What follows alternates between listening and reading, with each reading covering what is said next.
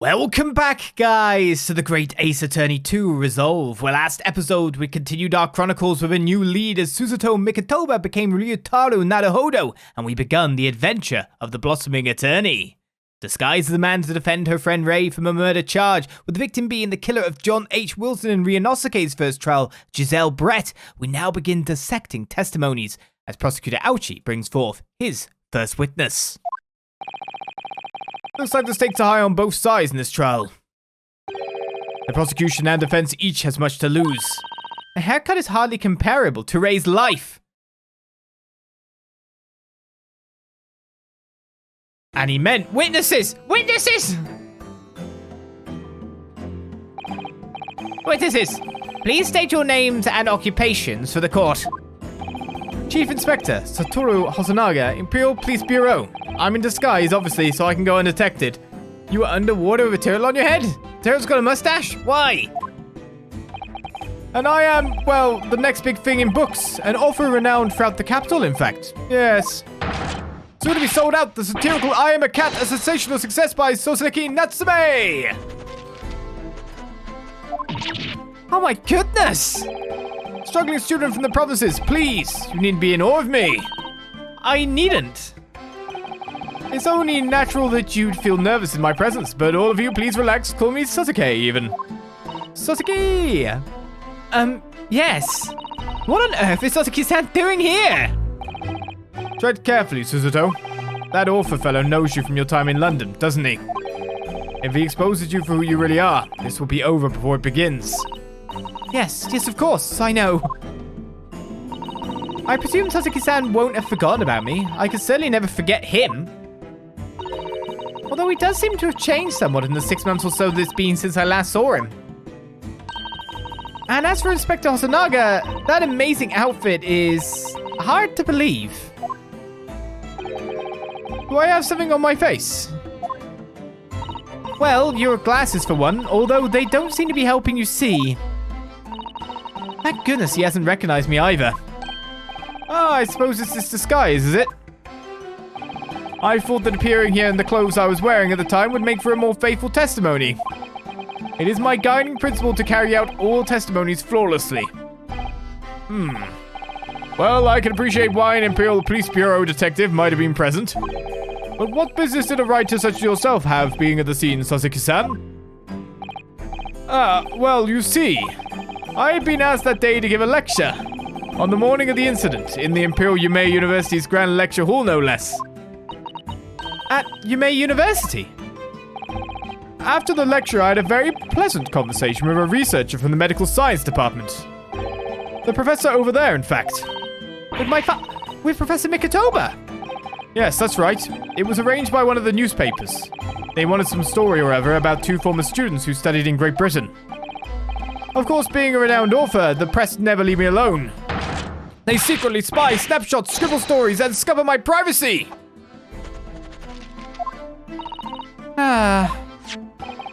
As you can see, the conversation was written up in this newspaper here. Read it at your leisure, my provincial struggling student friend. I have plenty of copies. Thank you very much. He practically threw that paper at me. A Soseki Natsume article has been entered into the court record. Anyway, following my interview with the professor, the lady in question appeared and made a very unexpected announcement. I should like to go with everyone to see your country's coast. Those were her words. As I explained before, Miss Brett was never taken into custody. She continued to work in my laboratory, under strict surveillance, of course. At which utterance, the university immediately contacted the government to seek guidance. And the response was, permit Miss Brett to go as long as a detective accompanies her. That detective I am at liberty to divulge was me, Chief Inspector Satoru Hosanaga. I'm assuming that's a beach towel on his arm. Thereby, the entire party departed cordially for the seaside, it seems. It was extremely challenging to clear all other members of the public from the vicinity of the beach. But fortunately, I am at peak physical fitness at the moment, so I was able to carry out my duty flawlessly. Oh my, Inspector, you do have something on your face now. Ah, how unsightly. I do apologize. Does that mean that you went to the beach too, Father? No. Fortunately, I had work to finish off. Unfortunately, of course, it meant that as my assistant, Ray was invited to take my place. Of course, being a renowned author, I didn't like to decline the invitation. But if only I had, I'd never have seen that awful sight. Relentlessly wrecked by remorse and regret. Very well. I must now ask you to present your formal testimony to the court. You will give an account of all that you have witnessed on your impromptu excursion to the coast. Of course, Your Excellency. Relentlessly wrecked by remorse and regret, I am.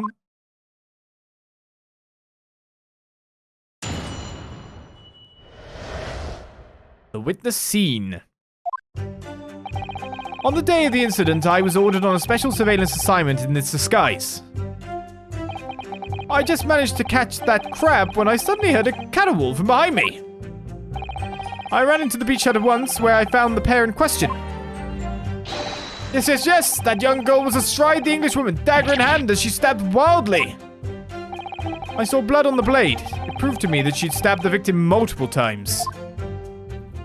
I think that's where we're going to have our issue. Indeed, it does appear from this testimony that both witnesses here present sword. The very moment of this heinous crime. What? Now, if you will recall, I promised evidence as well. What phrase did I use again?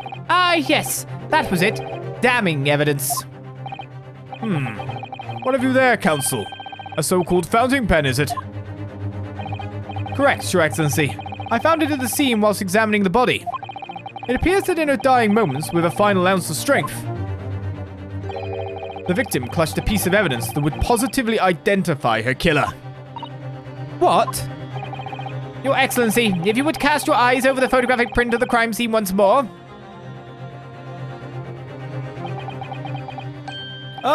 Goodness me! Yes, the victim is clearly grasping something quite deliberately there in her hand.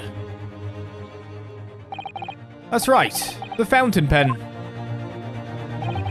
And if you would kindly examine the pen, Your Excellency. The owner's initials are being engraved into the ebonite barrel. R.M. Raymembamni. The initials of the defendant. No!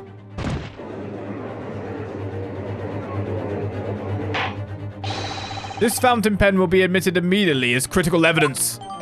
The fountain pen has been entered into the court record. Pen that the victim was found grasping in her hand. So, have I omitted anything? Just like he wants to use a pen, God. Decisive testimony and damning evidence. There's a bright blue sky outside the courthouse today. Perfect weather to ascribe guilt, I feel. I don't understand. The Prosecutor Auchi of 9 months ago had none of this man's poise. Counsel for the defense, you may begin your cross-examination now.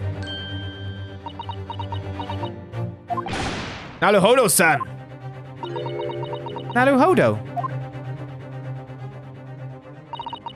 That means... Oh yes, me! Is there another Naruhodo in my courtroom? Actually, there isn't even a single Naruhodo in your courtroom. Cousin Ryotaro, pull yourself together, please. Alright, I've seen this countless times as a judicial assistant. Find inconsistencies in the witnesses' testimonies to prove that they're lying somehow. That's all there is to it. That's how a real lawyer would handle a cross-examination. So let's see what I can do. Don't worry. You'll perform flawlessly. Okay, actually, this is a thing now. I'm going to try to get through this case without a penalty, remembering that in the first case of the previous game, we did get a penalty. So I'm going to have Suzuto fly through it, he says, not knowing if I'm going to get a penalty or not. I managed not to for the rest of it once we got in the flow, once we got in the Great Ace Attorney flow. Still, the witness scene. On the day of the incident, I was ordered on a special surveillance assignment in this disguise. Hold it! In that jaunty disguise? Correct. Wait, no. I mean, it wasn't the first time I've worn the swimsuit for a dip in the ocean. Let's try to test it. Do what must be done to keep the English woman under surveillance. Those were my orders that day. And this tried and tested outfit was the answer. Being able to blend flawlessly into a crowd is an important part of a detective's job. I submerged myself in the salty water, leaving only Mr. Turtle floating inconspicuously on the surface. Mr. Turtle loves the water. But there was no need for you to blend into the background on this assignment, really, was there?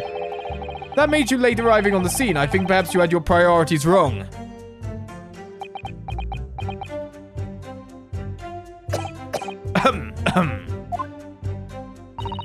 Perhaps I shouldn't pursue this line of questioning any further at the moment. I just managed to catch that crab when I suddenly heard a caterwaul from behind me. Hold it! Had you? You're describing the victim's scream, presumably, Soseki-san? In more literary terms, you might say it was a scream that could have pierced the heavens. Kia! Or the like.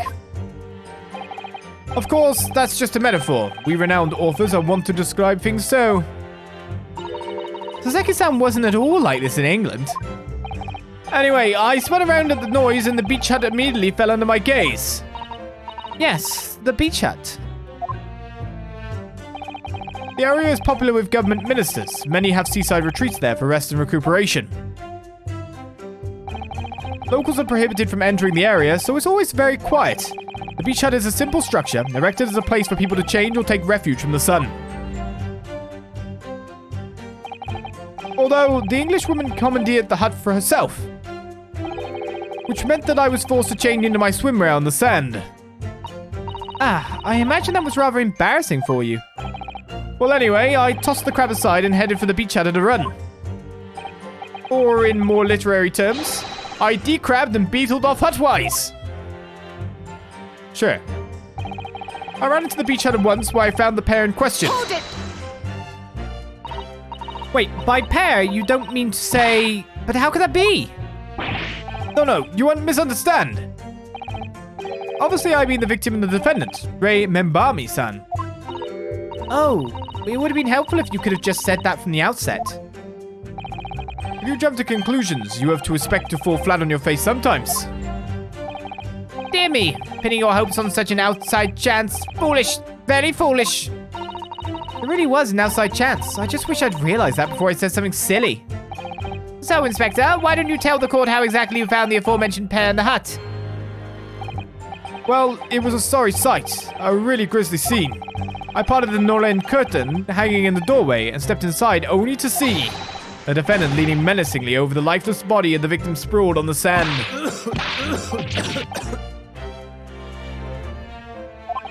My glasses very nearly cracked at the ominous sight that met my eyes. How thoroughly appalling. He doesn't appear to be lying here. Well, Soseki-san, can you confirm what Inspector Hosanaga is saying, I wonder? You'd like a literary man's opinion? Yes, that young girl was astride the Englishwoman, dagger in hand, as she stabbed wildly. Hold it! Very literary. Stabbed wildly? You actually saw her do it? Oh, indeed. The terrible spectre, the terrapin inspector, the bloody torrent, the author's torment. Every sight and every sound is still carved in my melancholy memory. That was my impression, at least, as a future literary sensation. Counsel, what on earth was that shrill, effeminate scream? Oh, no. What are you insinuating? I'm as manly a Japanese man as you. I wonder if I might interject here, Soseki-san. Something you said is troubling me. That was my impression. Were your words just now, I believe. So do you mean to say you're not confident that you really did see what you've described?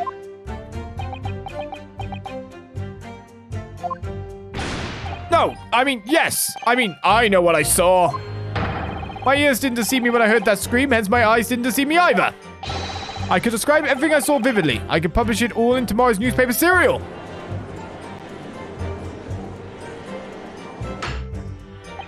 It sounds as though the next installment of I Am a Cat may take a macabre turn. I think this is a fool's errand. The more we press your author friend on what he saw, the more entrenched he's going to become. Oh dear, how awkward. And now we finally get to the statement, but I thought I'd press for some fun. Learn more about Mr. Turtle. He loves the water. I saw blood on the blade. It proved to me that she'd stabbed the victim multiple times. Oh, maybe I should look at this at some point. But yes.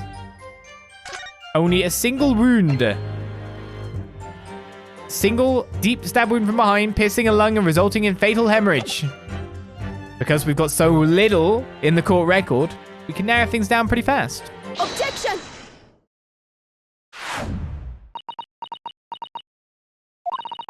That accusatory cry that just welled up from deep inside me. I think I finally understand. Every time Kazuma-sama and Naruhodo-san have stood here at this bench, the stakes have been very, very high indeed. What's the meaning of that menacing pose, Counsel? I'd like the witness to clarify something for me. Who? What? Where? When? How? Not you, Soseki-san. This query is directed at Inspector Hosanaga. At me? In your statement just now, you said that the victim was stabbed multiple times. Yes, that's right. As I said when I entered the hut, the defendant was already standing over the victim, bloody knife in hand, like a murderous demon. And yet, that cannot be. What? Get to the point, please, Counsel. In the post-mortem report, it clearly states that the victim was stabbed one time only.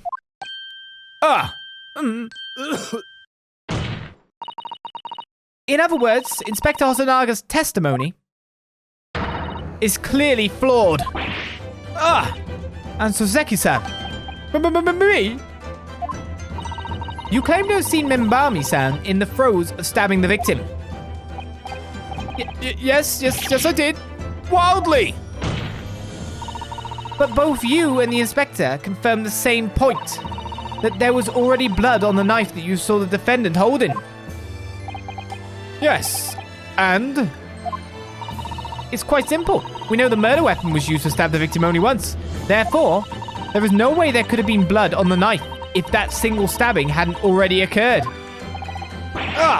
True. And what exactly is your contention, Counsel? Are you ever going to tell us? Yes, Your Excellency. There's only one logical conclusion. What Soseki-san in fact saw was not the moment that the defendant stabbed the victim at all, but the moment that the defendant, in fact, withdrew the blade from the victim's body. That can't be! Excellent work, Susanoo. You exploded them with that objection and then proceeded to pull them apart systematically. Objection! Haha. Well, this takes me back. Yes, I seem to remember your cousin staged a scene much like this in that trial 9 months ago. A half-witted child with a half-baked objection attempting to steal the show. You're right, there were certain similarities. Except that so-called half-witted child managed to outwit the prosecution, who was only half a head of hair. Slander! My head is quite adequately dressed! Yeah, my head is. In any case, all this talk of stabbing and withdrawing and multiple wounds, it makes not a jot of difference. Why not? Engage your brain, young man. When the accused first plunged the deadly weapon into the victim, that was the fatal blow. And it was that moment, just as she had withdrawn the blade ready for her next strike, that the witnesses saw. The knife was already tainted with blood, because the accused had already stabbed the victim. All you have successfully shown with your little display is that the mustached author is prone to moments of extravagance.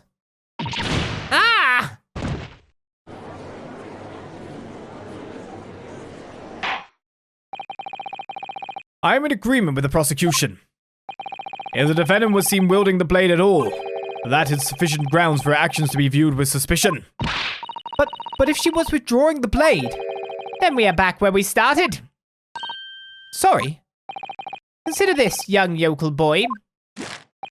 If the student girl is innocent as you claim, then why would she have pulled the blade from the victim? And with the demon's cold-blooded composure, too? The prosecution demands an explanation, and it had better be good. Why did Ray pull out the knife? Ah, yes. Going for the jugular. What does Father mean by that? Let the court hear your answer then, counsel. The truth is, I don't really know. But I have to come up with a plausible reason here, or we don't have a case. The reason why the defendant pulled the knife blade out of the victim's body was surely so she could stab her again, save her life, hide the knife. Well, only one of them comes out good on our side. According to the post-mortem report, the victim's death was not instant. That's correct. It's thought she would have remained conscious for a short while after sustaining the injury. Indeed, giving her the time to take hold of this piece of evidence that clearly indicates her killer. The point is, being a medical research assistant, Membami-san was compelled to act when faced with the wounded victim. Instinctively, she pulled the blade out in an attempt to save Miss Brett's life. Except that would be like the worst thing, isn't it?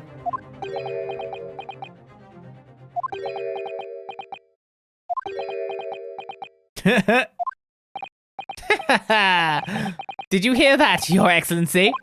It would seem this is the best we can expect of this young yokel. Indeed. Is it just me, or does it suddenly feel much colder in here? Your Excellency, if I may. Speak, witness. I would like another opportunity to testify. In respect to the slipshod assertion just put forward by the Yokel Defense Counsel, I mean. Slipshod?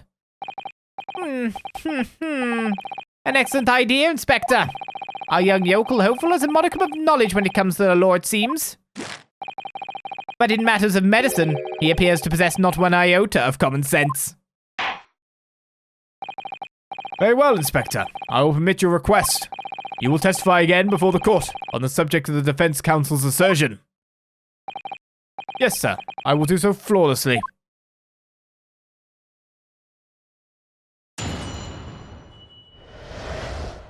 Forensic Medicine Primer.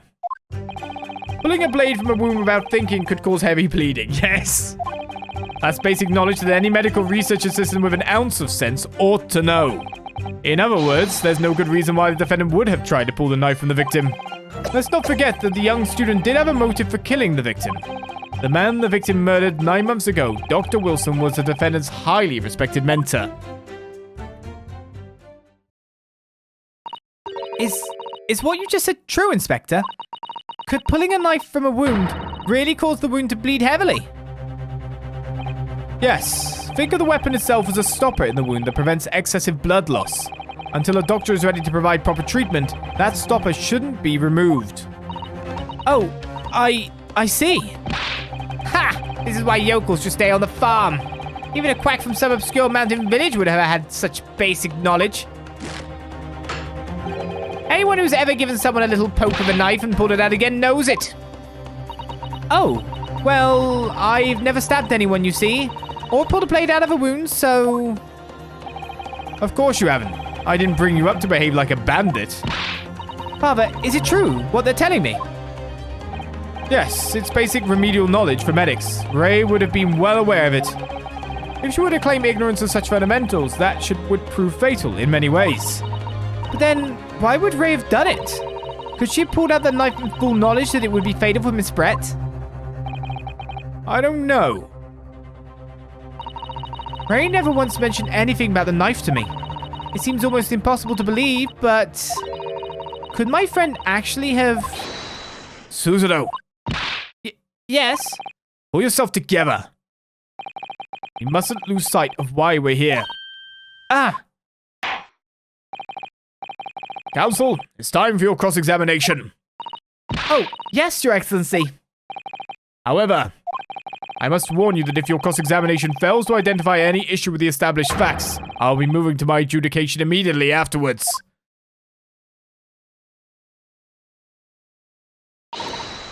I understand. Believing in your clients and fighting for their cause until the bitter end. I knew it would be hard, but I had no idea it would be this hard.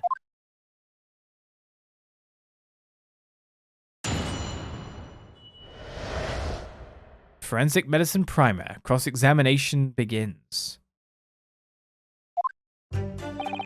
Pulling a blade from a wound without thinking could cause heavy bleeding. Yes, we just established that. You say doing it without thinking could be a problem. Does that mean that if you used due care and attention, it would be alright? I wouldn't have thought this needed spelling out, really.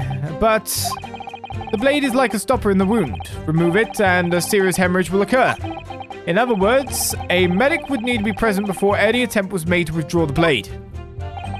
Doing it without thinking would be madness. You just can't do it. Oh, well, thank you for such a thorough explanation. You see, Counsel, when you act without thinking, the result is a bloodbath. Ugh. Back to the witness testimony, please. As basic knowledge that any medical research assistant with an ounce of sense ought to know. In that case, there's an obvious explanation here. Which is? Clearly, the defendant, Rei Membami-san, does not possess an ounce of sense. What do you think about that, Professor Mikotoba? I'm not sure that you should be labeling your best friend as lacking in common sense. Well, I thought it would be better than labeling her as a murderer. I don't know, young people today. If that's friendship, I don't understand it.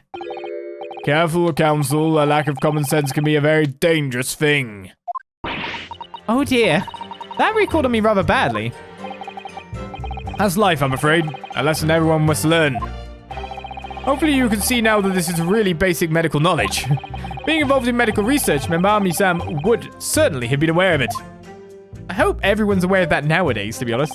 It really is basic. In other words, there's no good reason why the defendant would have tried to pull the knife from the victim. Hold it! The defendant had suddenly encountered somebody she knew lying on the ground, bleeding to death. The sight could have shocked her delicate sensibilities, causing her to remove the blade inadvertently. I really don't think inadvertent actions can explain this. The woman is a medical research assistant. I can't imagine she would behave so irrationally. Oh, but irrational behavior is a woman's prerogative, isn't it? What? Oh dear. You have a lot to learn about women. Only a small-minded man could have such bigoted views. Oh dear. Perhaps I'm letting my male persona take a hold of me a little too much. Yeah. Well, have I managed to convey the basics now? That should cover the medical side of the argument. The thing is, back then, maybe that might have been an adequate defense. Maybe that would have swayed a journey of males. A jury, etc. Or the judge. I don't know.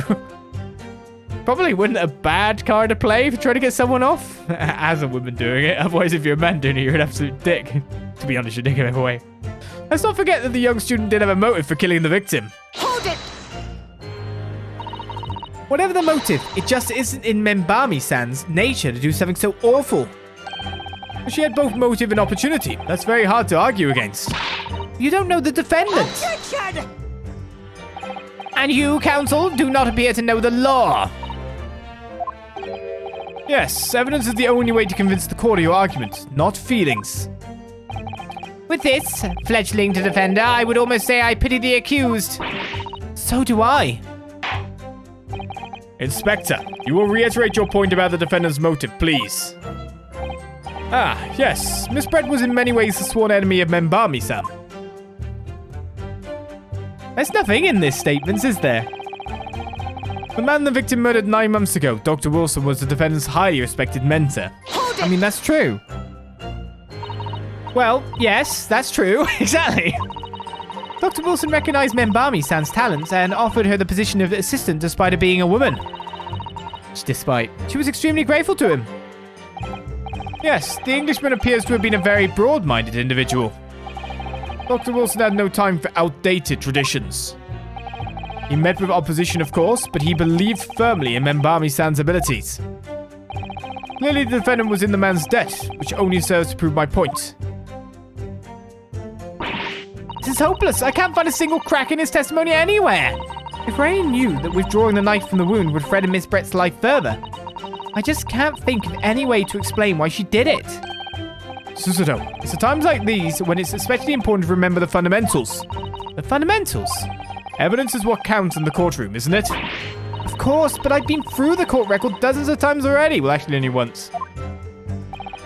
I think perhaps you're forgetting something, though. You needn't take the evidence at face value. You can and must examine it in greater detail, too. I realize it's your first time playing the role of lawyer in the courtroom. So if you need reminding of the rudiments, you need only ask. I'll do my very best to help. Examine the evidence in the court record. It's an idea, certainly. What should I do? Ask for a refresher, or I know what to do. I know what to do. Come to think of it, Kazuma-sama and Naruhodo-san were always turning evidence over and over in their heads. Or heads, too. Yes, I need to examine things in greater detail with X. By the look in your eyes, I see it's coming back to you. Go through the court record again and have a thorough look at everything. You may just find a clue. Yes, I'll do it straight away. And so with our testimony beginning anew, it is time to look through our evidence a little closer, because there's definitely something in there for me. So, with that said and done, we end another episode of The Great Ace Attorney 2, Resolve. We will continue next time for more as Susato tries to dig Rei out of this hole. With a little bit of examination. See you guys around for more. Bye-bye.